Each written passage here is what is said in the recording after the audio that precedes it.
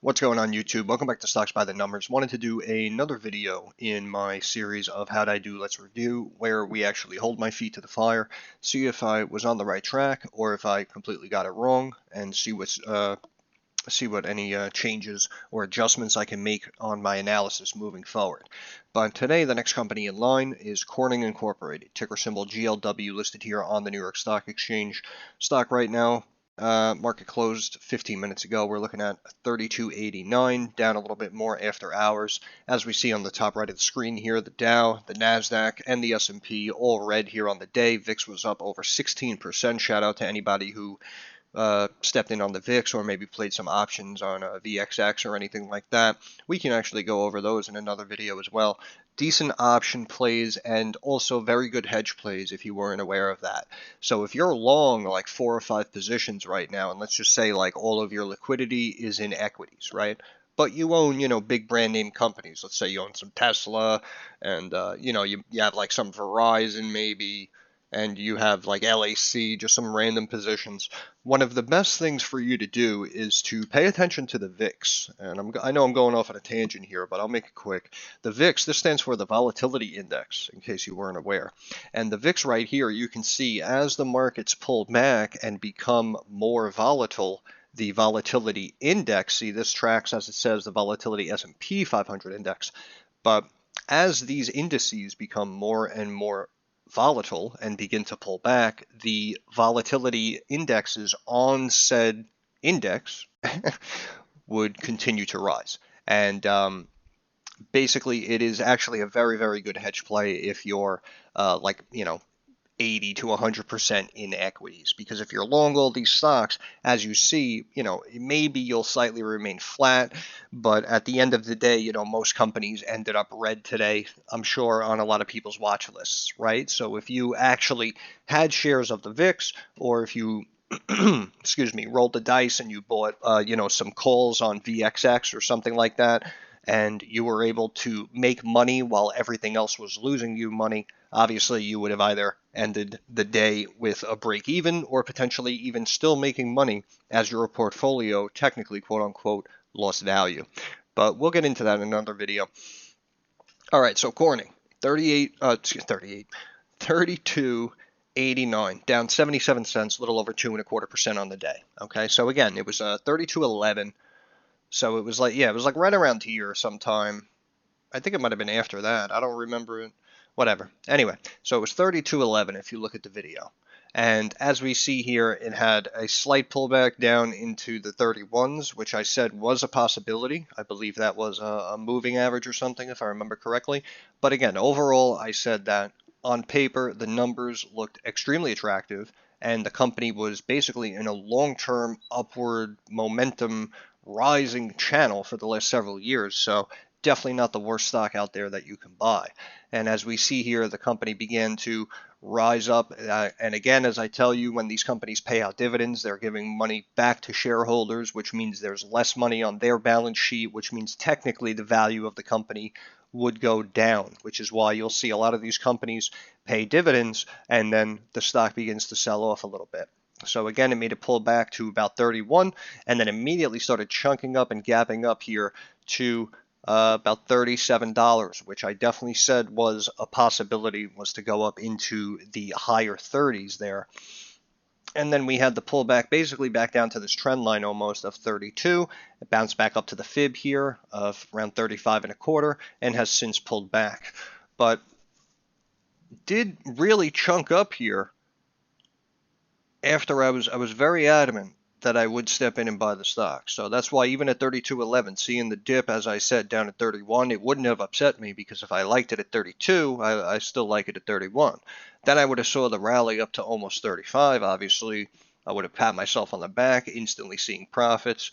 Then I would have gave the money back, and I would have been down a little bit, down here at $31. But again, wouldn't have worried me, because not only do I know it's worth at least 35 that it just came down to, but my cost basis was only 32, so being down 1 point on a $32 stock is not the end of the world. Plus, I'm getting paid over 3% to own the shares.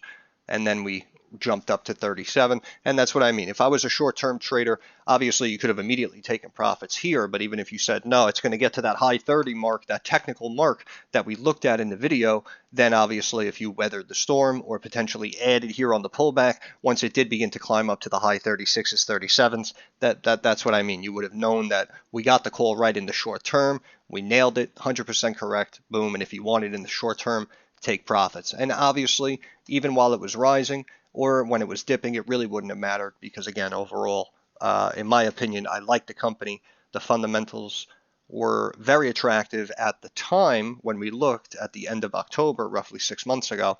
We'll look at them again. But again, it was volatile. Technically did go lower than where I said I would buy it, even though I feel personally that wouldn't have been a big issue. But hey, in the short term, hitting that mark we said of the high 36s, low 37s, I guess we could chalk that up as a nice win. And overall, again, the company really just maintaining that value here. It did rise up again to north of 35 and has been pulling back for the last couple of weeks. However, overall, even with the markets taking a hit today and the stock dropping over 2%, we're at 32.89. I'm still up over 2%, stepping in at 32.11. Plus, I'm still getting paid over 3% to own the shares, right? So that's what I mean. Even through a volatile little ride over the last 6 months, if you stepped in when I told you to, you would technically be up a little bit and you could have taken some nice profits or even added to the position on multiple occasions. So, yeah, sometimes it just works out for you. But I wanted to back up here, right? Because if we back this up, we have something pretty interesting here, right? So first of all, this is an all chart. If we look at these top and bottom, 50-year trend line, 60 years or whatever we're looking at here, we can see basically looks like McDonald's, right? Obviously, you had the ridiculous overvaluation of a lot of these companies going into the 2000 crash. And then, of course, a lot of them really broke out of these predefined channels going into the early 2000s before, obviously, as we see, it took several years waiting till like 05, 06 for a lot of these companies to even recover back in their range. However, overall, right, if we just take out like this year or two, you can see basically that this company has just slowly been climbing over all of these decades, right? And we pretty much have like two parallel lines here looking at the yellows. And it almost reminds me of when we looked at McDonald's just recently, a couple of weeks back, right? McDonald's, same thing. It's just like this parallel line that the stock just stayed inside of this predetermined range. And it just looks like a little railroad track, really just bouncing up through these lines. And, you can just tell what a stable company looks like. You know what I mean? So yeah, you might have some short-term technicals, that might line up for a company like a McDonald's that may bring it back down to the bottom of those lifetime trend lines. But overall, if it's remaining in an upward channel, it will most likely continue to do so. Of course, bearing some drastic negative news on the stock. But basically, this is interesting because going from the highs and the lows of that 2000 crash, 2001, 02, you can see that it's basically forming a symmetrical triangle touching here on these 2 points. And the apex is basically right in line to the other symmetrical triangle here in the orange. I know it might be hard to see, but here in the orange, let me switch. See, I switched that up. My headset just said battery low. I hope you guys didn't hear that. That'd be funny.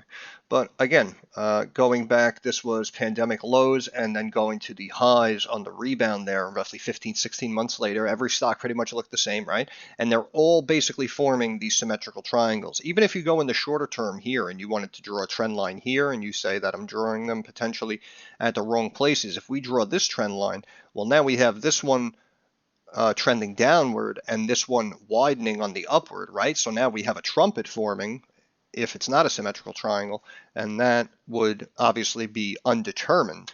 However, regardless of that, even if this orange symmetrical triangle isn't real, we looked at the,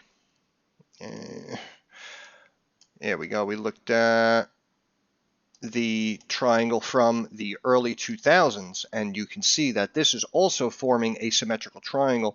And it's not exactly, again, this apex could be more towards the end of the year. As you see on the bottom of the screen, it's showing like October of 23, right? So this apex may not hit for the next 6-7 months. However, it is basically a symmetrical triangle inside of a symmetrical triangle, and then going back from looks like the highs of 06 to when the market pulled back there in 08, we can see it's almost similar to the all-time trend lines. However, they are tightening a little bit, and we do have that potential wedge forming. Now look at this apex though, going all the way out to 2027, right?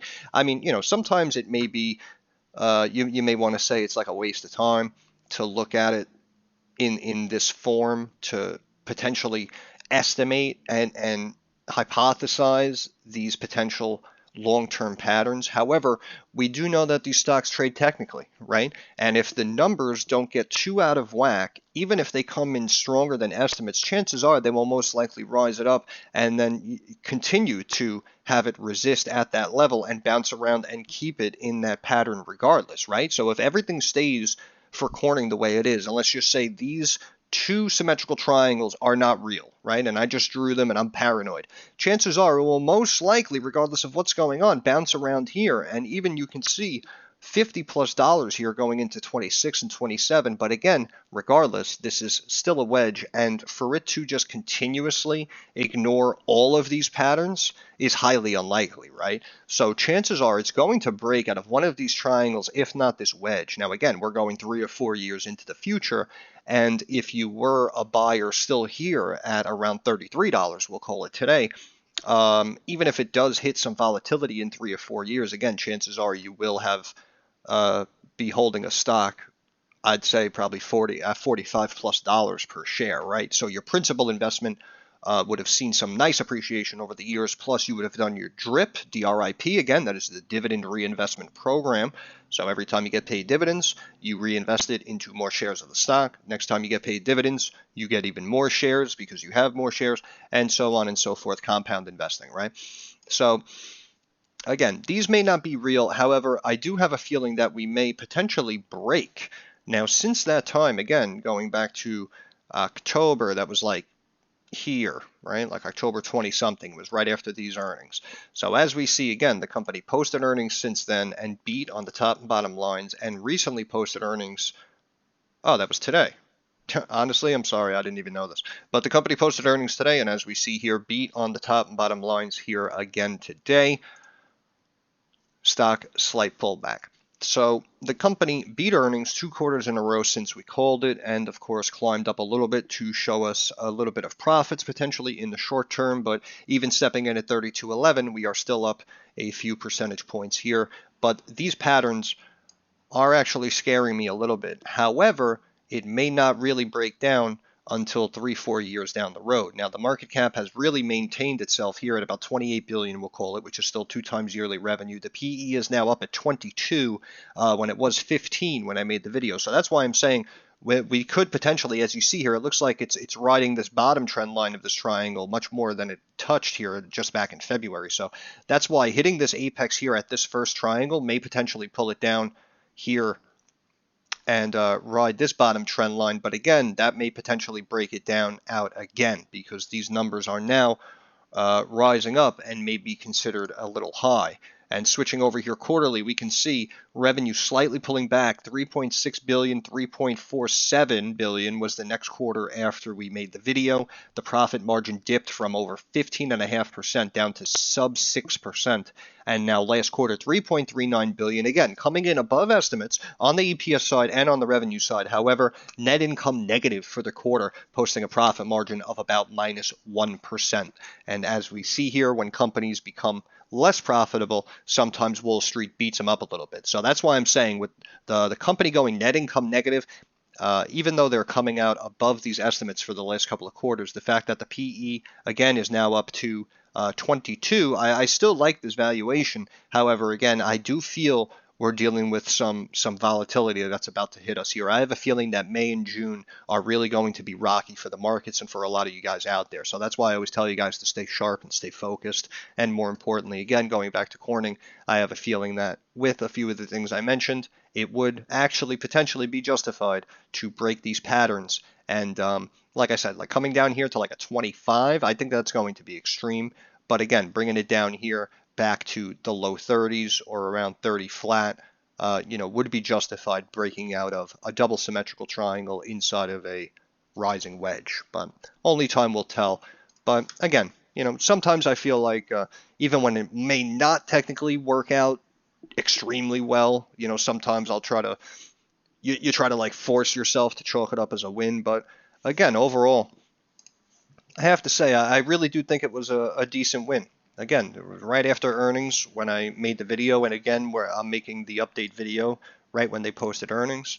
But, the stock rose right after I said to buy it, and even though it did bounce back, it got up to that technical point that I said it would, and then it would most likely resist and begin to pull back. And I said, if you want, you can wait for the $36, $37 level and make some money in the short term. And if it did pull back, that would be advantageous for you to add to the position. So you could have made money immediately and then added or potentially rebought the position. And then, of course, it hit the mark that I called. So I'm going to have to chalk it up as a win. And overall, you're still up again. I know I'm constantly patting myself on the back, but hey, someone has to do it, right? No, I'm just kidding. I love you guys.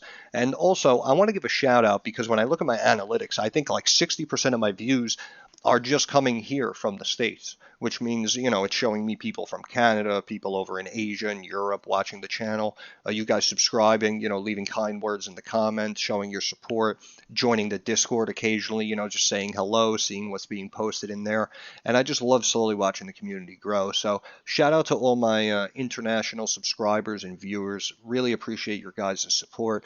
I see people trying to auto-translate the videos into, Chinese and Korean and whatnot. So I just appreciate the support, all around the world. And, I know you guys are thirsty for more knowledge and you want to see your portfolios grow. So I will make it my business to continue to make these videos for you guys. But yeah, wanted to get back into my series of How'd I Do? Let's Review, where we actually have the guts to go back and see if I have any idea what I'm talking about or if I'm a crazy person. And GLW, Corning Incorporated, yeah, we're going to chalk this one up as a win. So I'm going to leave it there. So once again, this is Stocks by the Numbers. I want to thank you guys for stopping by. If you have any questions, comments, or concerns, please leave them down in the comments section. I'm usually very quick to reply. YouTube, I need you to like the video. Thumbs up. Helps out the algorithm. Really helps me get a few more eyes on the channel. And of course, if you have not already, we'll do the simple handshake agreement. I have no problem making these videos for you guys or looking up and analyzing any symbols you may hold or be looking to hold. I'll take a few minutes. We'll review them together. All I ask in exchange for that, just do me a favor, push the subscribe button. Love seeing the community grow. Really means a lot to me. But moving forward, like I always say, I understand that the markets are rocky and they're volatile and they're very uncertain. So you need to make sure all your I's are dotted and all your T's are crossed. Stay sharp, stay focused, stay positive, but stay disciplined. Thanks for stopping by. Hope you enjoyed the video. I'll catch you guys in the next one. Peace.